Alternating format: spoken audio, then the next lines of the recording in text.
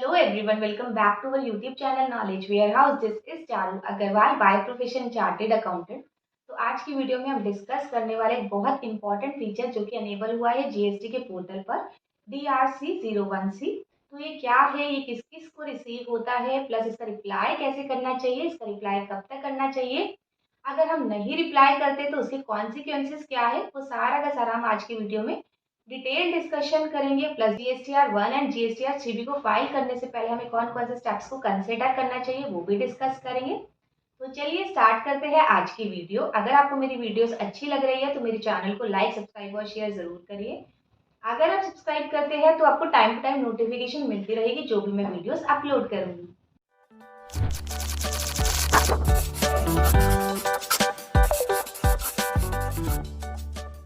हम login to GST करेंगे। तो लॉगिन टू जीएसटी को करके हमारा ये जो पेज है ये ओपन होकर आता है। इसमें वो यूजर नेम और पासवर्ड की डिमांड करता है, उसको हम एंटर कर देंगे तो हमारा ये जो है ये पेज ओपन होकर आएगा। तो देखो यहाँ पर मुझे बहुत सारे टैब्स गिवन है। तो जो मैं आपको नया फीचर बताने वाली हूँ वो कहाँ पर अवेलेबल है, सर्विसेज में अगर हम जाएंगे, सर्विसेज में जाएंगे और उसके बाद हम रिटर्न में देखेंगे। रिटर्न में जो हमारा लास्ट ऑप्शन है रिटर्न कंप्लायंस, हम उसको करेंगे क्लिक। होकर आता है रिटर्न कंप्लायंस में। तो यहाँ पर देखो जो लाइबिलिटी मिसमैच है DRC01B तो पहले से ऑलरेडी आया हुआ है। जो नई फीचर एनेबल हुई है वो क्या हुई है, ITC मिसमैच DRC01C। बहुत इंपॉर्टेंट है इसको समझना। तो ये जो DRC01C है ये रूल 88D में दिया हुआ है। तो हम समझते हैं कि रूल 88D क्या बोलता है। बहुत देखो अभी हमने जो जीएसटी के पोर्टल पे देखा वो दो DRC देखी, DRC01B और DRC01C। तो इस वीडियो के एंड में मैं इन दोनों के बीच में आपको डिफरेंस भी बताऊंगी, क्या डिफरेंस है। तो अभी हम समझते हैं कि रूल 88D क्या है। Rule 88D read as under manner of dealing with difference in input tax credit available in auto generated system containing the detail of input tax credit and that availed in the return, where the amount of input tax credit availed by the registered person in the return for a tax period or period furnished by him in form GSTR 3B। Form GSTR 3B में जो कि input tax credit availed किया है registered person में। अब GSTR 3B में वो कहाँ अवेल्ड करता है, टेबल 4 में। मैं आपको जीपी में टेबल 4 में उसने जो भी इनपुट टैक्स क्रेडिट अवेल्ड किया है वो एक्सीड करता है input tax credit available to such person in accordance with the auto generated statement containing the detail of input tax credit in form GSTR 2B में। देखो GSTR 2B क्या है, auto generated system है। तो GSTR 2B में क्या है, हमारा जो भी इनपुट टैक्स क्रेडिट आता है, ठीक है, और GSTR 3B में हम जो इनपुट टैक्स क्रेडिट क्लेम करते हैं अगर उनके बीच में डिफरेंस आता है तो हमें क्या मिलता है, DRC01C। फॉर एन एग्जाम्पल जैसे GSTR 2B में जो ऑटो जनरेटेड स्टेटमेंट है उसमें हमारा जो इनपुट टैक्स क्रेडिट है वो 10,000 शो हुआ, ठीक है, और हमने GSTR-B में उसको अवेल कर लिया 15,000।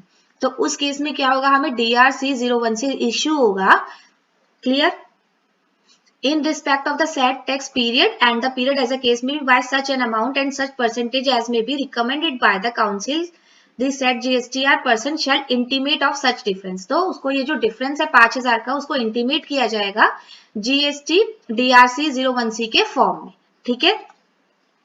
DRC01C है वो आपको पोर्टल पे भी मिलेगी और आपको मेल एड्रेस पे भी, मेल पे भी भेजी जाएगी।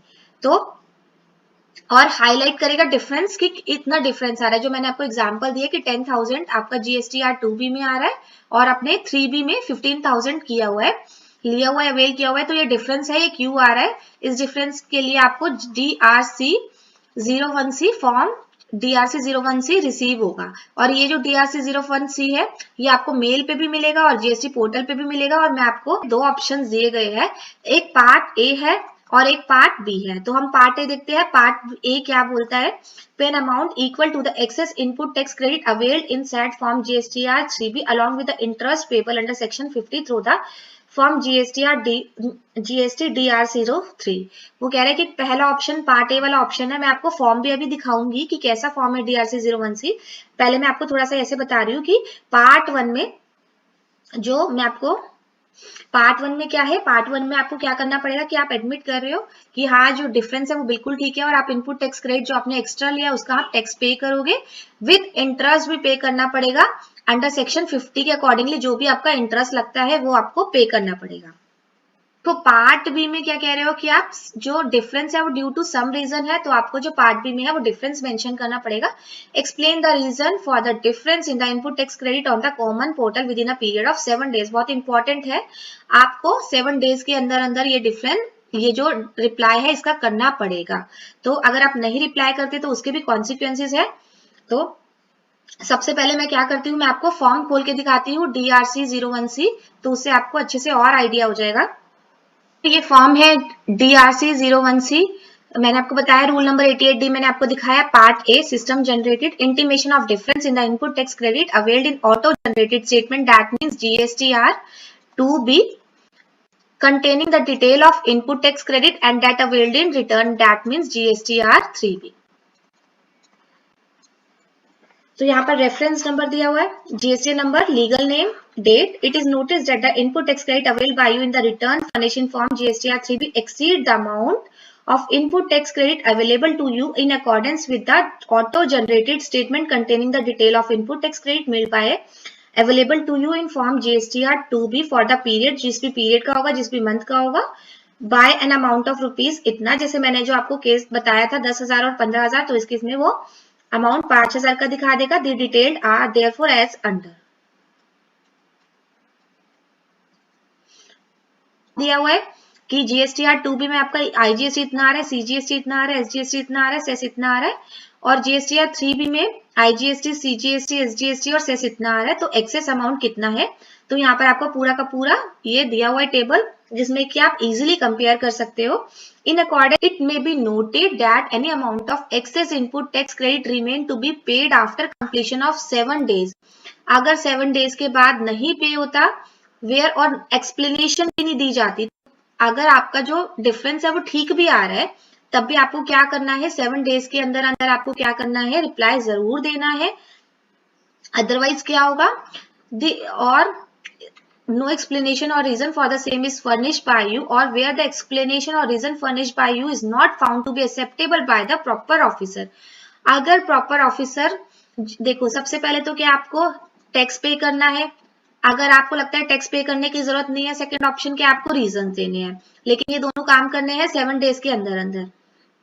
अगर आप 7 डेज के अंदर अंदर नहीं कर रहे, प्लस जो आपने रीजंस दिए वो प्रॉपर ऑफिसर को नहीं रीजनेबल लग रहे, नहीं एक्सेप्टेबल लग रहे, तो उस केस में क्या होगा, जो प्रॉपर ऑफिसर है वो डिमांड भी कर सकता है under section 73 and 74 as the case में बी। सेक्शन 73 और 74 क्या बोलते हैं, या तो आपने टैक्स पे नहीं किया या फिर कम पे किया है, तो उस केस में आप ये सेक्शन 73 और 74 अप्लाई होते हैं। 73 में क्या है कि आपने विलिंगफुली नहीं किया, और 74 में क्या आपने विलफुल फ्रॉड के साथ उसको टैक्स को पेड नहीं किया, तो दोनों सेक्शन अप्लाई होते हैं, और जो ऑफिसर है प्रॉपर ऑफिसर वो आपसे डिमांड और रिकवरी कर सकता है। तो बहुत इंपॉर्टेंट है।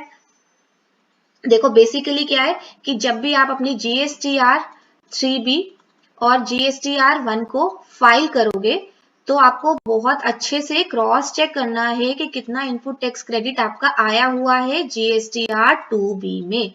अगर आपने नहीं ध्यान दिया कितना आया हुआ है, तो उस केस में आपको DRC 01C का नोटिस रिसीव होगा, और उस नोटिस का रिप्लाई करना भी बहुत जरूरी है, और वो भी विद इन 7 डेज। अगर आप नहीं करते तो देखो आपके ऊपर सेक्शन 73 और 74 में दिक्कत हो जाएगी, वो डिमांड और रिकवरी हो जाएगी। प्लस अगर आप रीजंस ढंग से नहीं सबमिट करोगे, तो उस केस में भी सेक्शन 73 और 74 आप पे एप्लीकेबल हो जाएगा। Clear. B, reply by tax payer in respect of the intimation of difference in input tax credit. आपको कैसे रिप्लाई करना है, तो आपको ये पार्ट में बताया हुआ है।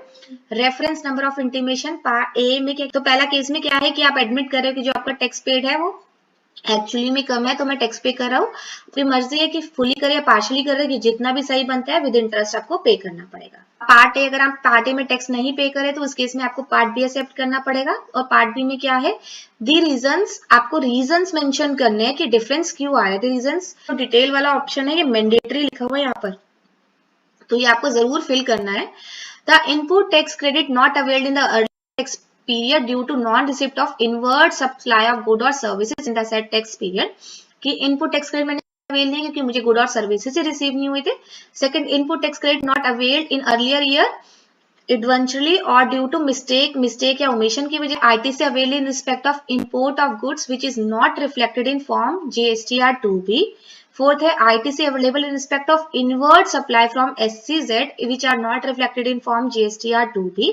Fifth है excess reversal of ITC in previous period in previous tax period which is being reclaimed in the current tax period. हमने पहले रिवर्सल कर दी थी तो मैं अब जो है उसको रिक्लेम्ड कर रहा हूँ. Recredit of ITC on payment made to supplier in respect of ITC reverse as per rule 37 के रूल की वजह से कर रहा हूँ. और recredit of ITC on filing of return by a supplier in respect of ITC reverse as per 37A कि supplier ने पहले रिटर्न नहीं फाइल की थी, अब वो रिटर्न फाइल कर रहा है तो इस केस में जब मैंने पहले रिवर्सल कर दिया था अब उसको रिक्रेडिट ले रहा हूं, मैं फिर से क्रेडिट ले रहा हूं उसका. Form GSTR 3B filed with incorrect detail and will be amended in the next tax period. GSTR 3B में incorrect details दी गई थी तो अब मैं अमेंड कर रहा हूँ या फिर कोई और रीजन. तो इनमें से अगर कोई आपका रीजन फॉल होता है तो आप यहाँ पर मेंशन करोगे. इन केस आपका 8 में से 8 के 8 रीजन में से कहीं भी फॉल नहीं करते तो आपको क्या करना है, एनी अदर रीजन में अपना जो रीजन है वो स्पेसिफाई करना है. बेसिकली अगर आप रिप्लाई नहीं करे 7 डेज के अंदर अंदर तो सेक्शन 73 और 74 तो लगेगा ही. साथ के साथ आपकी जो नेक्स्ट मंथ की जो GSTR 1 है उसको भी कर दिया जाएगा ब्लॉक, उसको भी आप कर नहीं पाओगे फाइल. GST के पोर्टल पे 2 देखे थे, DRC 01B और DRC 01C 2 देखे थे. तो DRC 01C तो हमें समझ आ गया कि हमारा जब इनपुट टैक्स क्रेडिट मिसमैच आता है दैट मीन्स GSTR 2B और GSTR 3B में डिफरेंस आता है तो इस केस में हमारे DRC 01C इश्यू होता है. उसका रिप्लाई हमें 7 डेज के अंदर अंदर करना होता है. ठीक है, इसके रूल 88D में ये सारी बातें बोली हुई है. यहाँ पर अगर DRC 01B कब इश्यू होता है, जब हमारा जो लाइबिलिटी है वो मिसमैच होता है. That means GSTR 1 and GSTR 3B में मिसमैच आता है तो उस केस में हमारा DRC 01B इश्यू होता है. ठीक है, ये जो है DRC 01B के बारे में सारा रूल 88C में बताया. DRC 01C मैंने इसको किया व्यू. तो देखो व्यू में मेरे को 3 ऑप्शन दिए हुए हैं. मैं रेफरेंस नंबर से भी अपना जो DRC 01C का फॉर्म ओपन कर सकती हूँ. देखो अभी इस टाइम मेरे पास कोई भी DRC 01C का फॉर्म नहीं आया हुआ, DRC 01C नहीं रिसीव हुआ, लेकिन मैं आपको जस्ट बता रही हूँ कि आप कैसे कैसे इसको सर्च कर सकते हैं. रेफरेंस नंबर से भी सर्च कर सकते हैं, यहाँ पर रेफरेंस नंबर डाल के. यहाँ पर रिटर्न पीरियड से भी सर्च कर सकते हैं, यहाँ पर फाइनेंशियल ईयर और पीरियड दिया हुआ है, यहाँ से भी आप इजीली सर्च कर सकते हैं. और आप स्टेटस भी सर्च कर सकते हैं कि आपके पास बहुत सारे DRC 01C के आए हुए हैं तो कौन सा आपने कंप्लीट कर दिया है और कौन सा आपके पास पेंडिंग है, तो उससे भी आप सर्च कर सकते हैं इजीली. तो ये पूरा प्रोसेस है ITC मिसमैच DRC 01C का. तो देखो एक चीज और आपको जरूर क्रॉस चेक करनी चाहिए. सर्विसेज में रिटर्न्स में ऑप्शंस आते हैं tax liability and ITC comparison, तो इसको एक बार आपको जरूर खोल के देखना चाहिए. यहाँ पर आप क्या करोगे, अपना फाइनेंशियल ईयर को कर दोगे सिलेक्ट. सपोज मैंने कर दिया 2023-24 को सिलेक्ट. तो बेसिकली तो आप ये पेज ओपन होकर आएगा जहाँ पर डिफरेंस है लायबिलिटी में है, तो आप यहाँ पर भी क्रॉस चेक कर सकते हो. और यहाँ पर देखो DRC 03 का इजीली पेमेंट कर सकते हो यहाँ से. और यहाँ पर आपकी जो लायबिलिटी है GSTR 1 और 2B से शो होती है और GSTR 3B से शो होती है. तो यहाँ पर आपका बिल्कुल इजीली कंपैरिजन भी आता है, तो आपको ये भी चेक करना चाहिए. प्लस देखो एक और चीज है, यहाँ पर देखो आपका input tax credit claim and due, इसको भी आपको ओपन करके यहाँ पर देखो ये आपका पूरा का पूरा टेबल दी हुई है कि GSTR 3B में जो आपका है वो इतना आया है क्लेम्ड और GSTR 2B में इतना क्लेम्ड आया और यहाँ पर एक शॉर्ट फॉल का भी है, तो ये भी आपको चेक करना चाहिए. तो ये मैं करती हूँ वीडियो को एंड. मिलते हैं नेक्स्ट वीडियो में. अगर आपको मेरी वीडियोस अच्छी लग रही है तो मेरे चैनल को लाइक सब्सक्राइब और शेयर जरूर करिए. अगर आप सब्सक्राइब करते हैं तो आपको टाइम टू टाइम नोटिफिकेशन मिलती रहेगी जो भी मैं वीडियोस अपलोड करूंगी. Thank you.